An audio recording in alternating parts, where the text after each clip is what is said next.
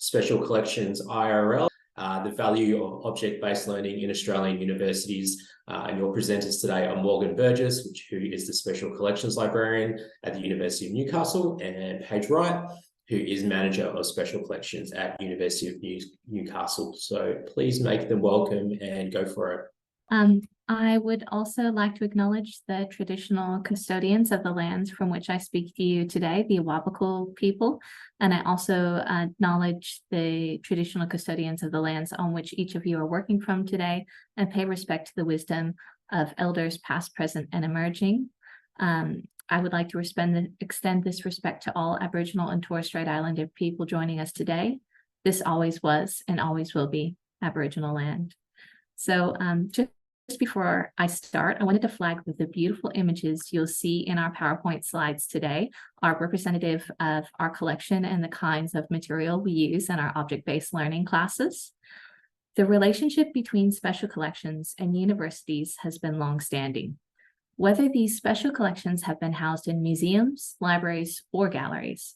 In fact, in his article, Universities and Museums, Past, Present, and Future, Patrick Boylan argues that it was at universities where the first recognizable museums were established in collections of specimens and artifacts used for research and teaching.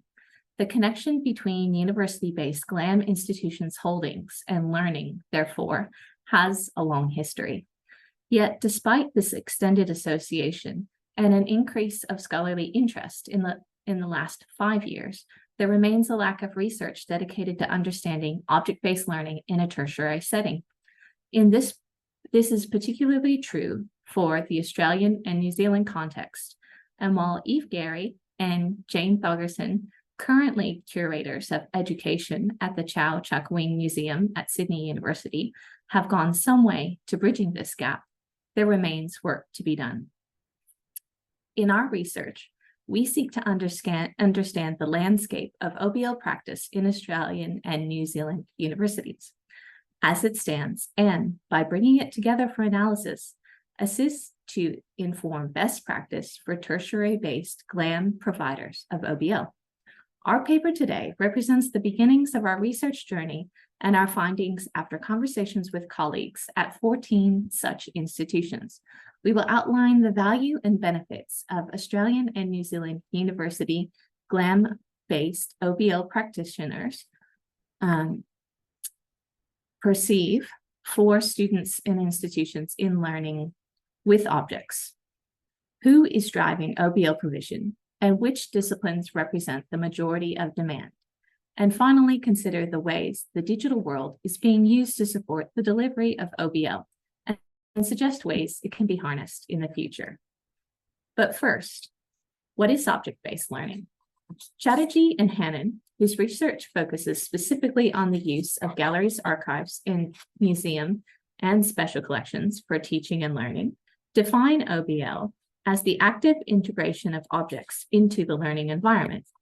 OBL, they suggest, leverages an experiential, kinesthetic, pedagogical approach that engages multiple senses. As such, it taps into a range of different learning styles and appeals to various intelligences, making it a useful tool for engaging a range of students at once. Object-based learning can help students develop their creative and observational skills, as well as empathy, while also contributing to course learning outcomes. As Chatterjee and Hannon show, OBL is grounded in and therefore familiar to museum practice, but has been increasingly used by other GLAM institutions, including university libraries. And what about us?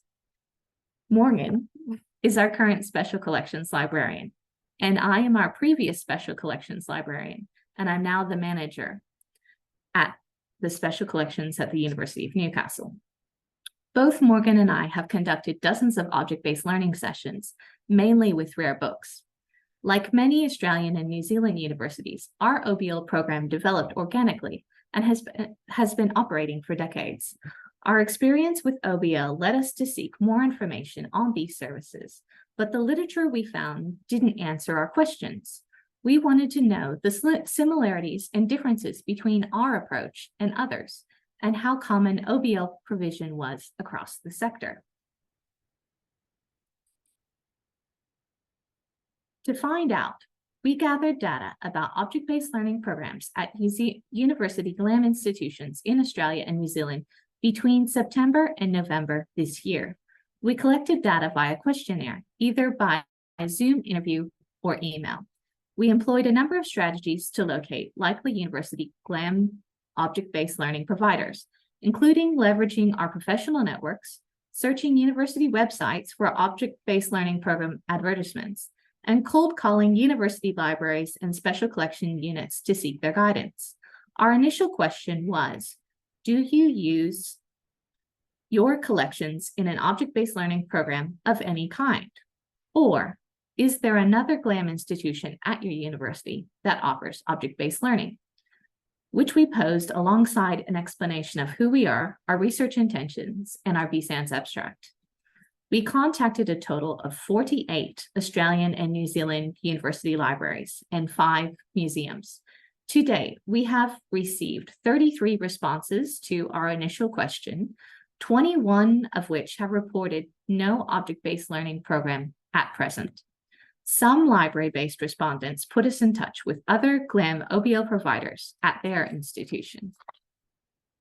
At this stage, we have received full responses to our questionnaire from 10 university libraries and 4 from university museums. We have responded to the survey ourselves, so our perspective is included in the data we'll be discussing today. Time constraints and availability has meant that some initial respondents whose institutions provide object-based learning have not yet been able to contribute their perspective. We are, however, keen to pursue this research and plan to continue gathering data in the new year with the intention of eventually publishing our findings. We are also cognizant that we have not yet made contact with all university GLAM object-based learning providers. Now, on to Morgan to discuss our findings. Thanks, Paige. So our survey produced a whole host of interesting data, but today we're focusing on just a few areas of particular interest to the theme of today's conference, namely what and who are the main drivers, what or who is the main driver of OBL provision in Australia and New Zealand universities, which academic disciplines most often access OBL, what OBL providers at university GLAM institutions see as the value and benefits of object-based learning, how the success of OBL sessions is being measured, and finally, how tertiary GLAM institutions in Australia and New Zealand are providing digital OBL. In our interviews, we discovered that most institutions describe a reactive approach to OBL provision, relying on a model where lecturers approach library or museum staff to organize OBL classes. Only 4 of 14 respondents had a proactive approach to promoting OBL services, or what we think of as a GLAM institution-driven OBL provision. Of these 4 proactive OBL providers, some described cold calling academics to advertise the special collections holdings, creating introductory workshops for teaching staff, and presenting at educators' meetings. Of the 10 other institutions, some rely on successful past promotion and find their OBL services maintain momentum through word of mouth and return lecturers. A few institutions reported that they do not promote their OBL service because resourcing means they're at maximum capacity for OBL delivery with their services as they stand. We found that OBL is mainly provided to university students, primarily undergraduates, with some sessions aimed at postgraduate students and university staff.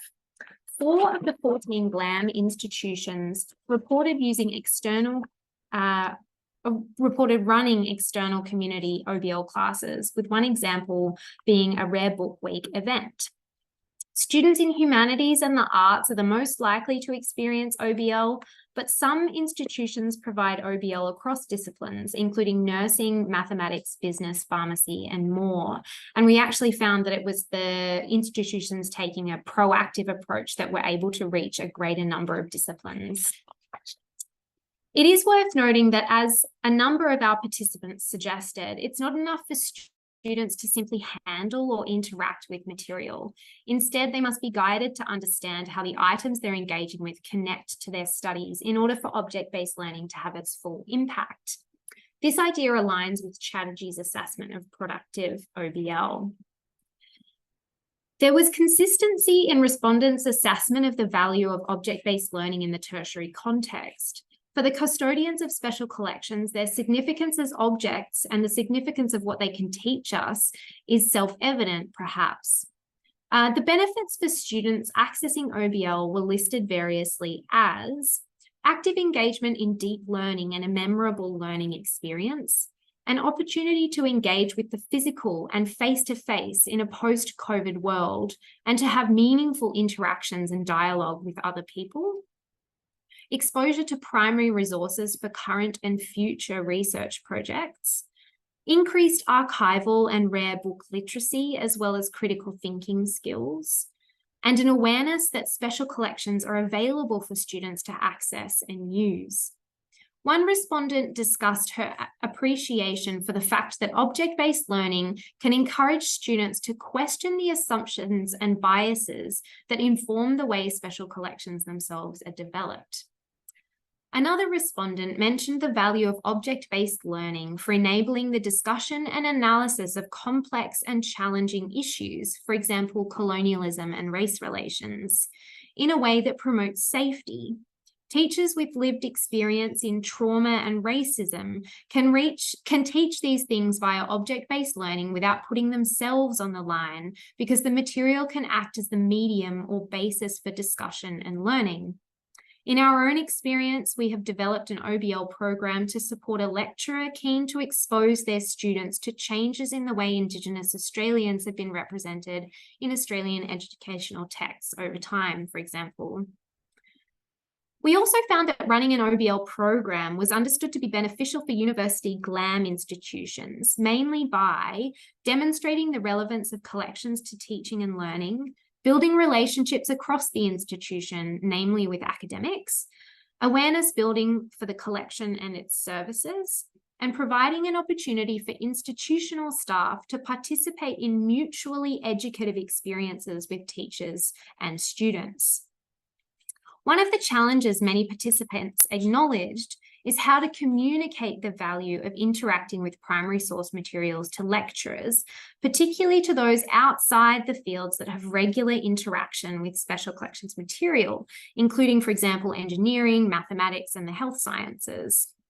Our research suggests that university-based museums in Australia and New Zealand have a better handle on demonstrating how their collections and the object-based learning opportunities they offer are applicable to these cohorts than their library counterparts.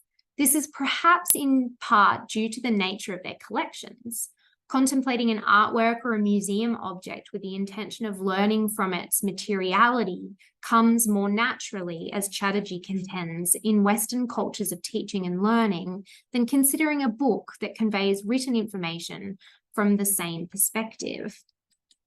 We found that there were a number of ways our survey participants were gathering feedback to assess the efficacy of their OBL programs. Some respondents only gathered this kind of data on an ad hoc basis.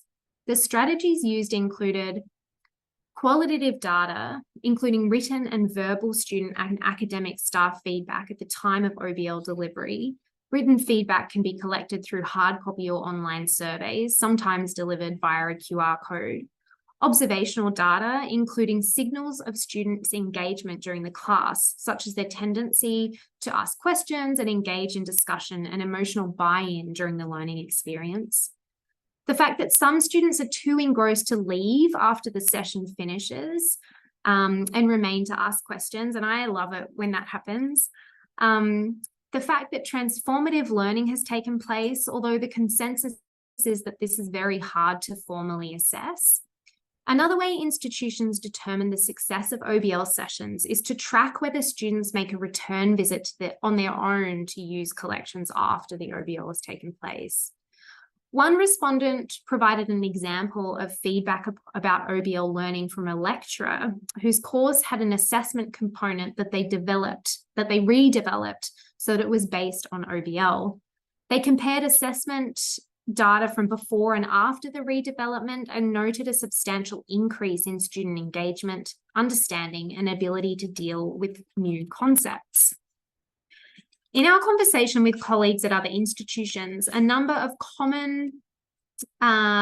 challenges common to providing an in-person OBL emerged. Namely, there is a limit to the number of students that you can fit in a physical space. One respondent cited damage to the collection object during class visits. Several respondents cited that once programs are well established, demand can overtake the delivery capacity of the team. 3 respondents told us their library strategy was intentionally moving away from bespoke classes for small numbers and shifting to more broad one-size-fits-all solutions. This is at odds with the tailor-made approach taken by many OBL class providers. Many library strategies also include a digital-first component, which can conflict with OBL learning. The university-based GLAM professionals we interviewed were united in their recognition of the value of in-person experiences with physical objects. There was, however, widespread recognition that facilitating online object-based learning contributes to accessibility for students who are learning online and for those who are unable to attend campus for other reasons. It also has the potential to make object-based learning scalable to accommodate the very large cohort numbers common to fields like health sciences. Other respondents mentioned that the use of digital surrogates in their OBL sessions enables students to examine the detail on tiny objects that would otherwise be missed and to do so concurrently. Many of our respondents credited the COVID-19 pandemic with its influence with accelerating their use of digital technologies for teaching and learning with collections. The question is, though, how to host digital object-based learning in such a way as to retain the fundamental value that comes from engaging with material face-to-face. As Eve Gary and Jane Thoggerson should suggest in their 2022 article titled Reflections on a Disrupted Object-Based Learning Program, quote, "To meet the expectations of modern learners, it's clear that multimodal and hybrid teaching models, and by this I think they mean teaching models that use digital spaces and tools, are here to stay." In fact, one of our respondents reported using large digital screens as part of their in-person OBL program to assist students to see hard copy material in the room more clearly or from a different perspective.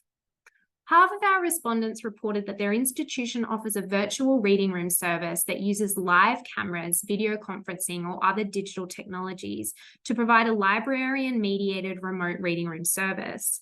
Some respondents reported using these as part of an OBL class, but are yet to find success in presenting an equivalent digital surrogate to an in-person OBL class this way.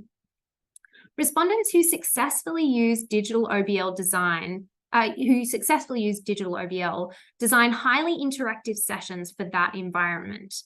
These respondents reported using online teaching tools like Mentimeter and Kahoot alongside digital renderings of their physical collection provided via their institution's catalogue or hosted on another platform. They describe how preparing digital OBL sessions requires a different set of materials and a different perspective than preparing for in-person classes, but interactivity remains key for OBL success. In fact, in their 2022 article about conducting OBL during COVID-19 lockdowns of 2020 and 2021, Gary and Thoggerson suggest that for digital OBL to be a success, quote, "Content needs to have an element of immersive co-creation." It's worth noting that these approaches all center around the recreation of born physical material in the digital world. For items such as these, their existence in the real world is the only way that they have a presence in the digital world. But I would suggest that the expectations of modern society in which archives, books, art, and other cultural objects are being born digital indicates that the digital is here to stay and will become an increasingly significant part of object-based learning programs into the future. So the way object-based learning happens will be required to transform. As I approach the conclusion of our paper today, I want to reflect on an interesting perspective of digital OBL I encountered at the Knowledgeable Object Symposium hosted by the Chow Chuck Wing Museum at Sydney University earlier in November this year that I think is particularly poignant here.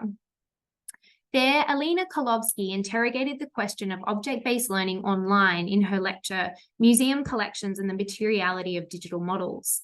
She set out to disambiguate materiality from material and asked, can OBL be screen mediated? Leading with a caution against letting digital OBL become a surrogate for an idea or set of meanings. Digital objects, she suggests, should not become signifiers for a set of ideas. Instead, she argues, digital objects should be considered entities in their own right and can be understood to have a materiality of their own. One of our respondents suggested that the digital realm offers a tool to connect the wider community with objects and the stories they tell. In cases such as these, the digital signifier of the physical object and the reference one has to the other is signifying engagement enough for most people. Those seeking more may well be inspired to view the in real life object in person. For Kozlovsky, however, in a formal educational setting, the digital object's allusion to a physical counterpart does not provide adequate educational opportunity. What digital copies can do, Kozlovsky suggests, is alert us to the kinds of, and I quote from her here, ceremony and choreography in which we partake when handling physical objects by giving us a place where we can engage differently with material and materiality. In the digital world, for example, we can pick objects up, spin them, and tip them over in a way we could not do in real life. So there is a choreography of engagement at play digitally as well, in the inputs we as actors in digital space make to perform motions. But because engaging with objects in the digital sphere in this way is new for now and remains unfamiliar, we're more readily able to identify it and in so doing become cognizant of the choreographies we engage in real life. Much like rare books as both containers for and objects of knowledge, digital object-based learning has, therefore, possibilities for building critical thinking skills beyond object analysis itself. These are, I think, interesting considerations for university-based GLAM OBL providers. To conclude, this research needs to be completed. There's at least one major institution with a well-established reputation for OBL that we still would like to interview. Our next steps will be to finish gathering as much data as we can. Then we'll apply what we've learned to improve our own object-based learning services and share it to help others do the same. This process has inspired us to return to a more proactive approach and be more innovative and collaborative with our OBL offerings. We'd like to thank all the GLAM staff who generously took the time to speak with us and fill out questionnaires, whose expertise and knowledge in this endeavour have been invaluable.